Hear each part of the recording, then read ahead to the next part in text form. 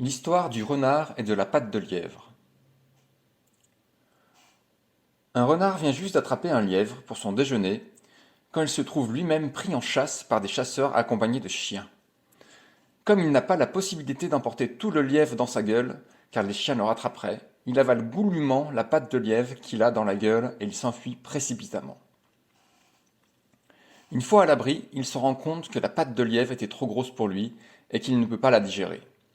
Elle se trouve coincée dans son estomac, ne pouvant ni ressortir ni aller plus loin dans le système digestif. Le renard risque de mourir car les cellules digestives de son estomac ne lui permettent pas de dissoudre la pâte de lièvre en un temps assez court pour qu'il puisse manger à nouveau et reprendre une vie normale.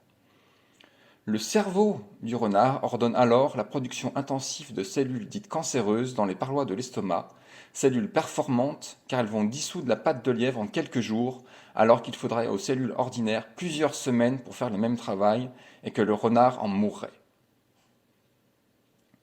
Au bout de quelques jours, la pâte de lièvre est effectivement digérée et le cerveau ordonne l'arrêt de la prolifération et la disparition des cellules cancéreuses, car celles-ci ont terminé le travail qui leur avait été demandé.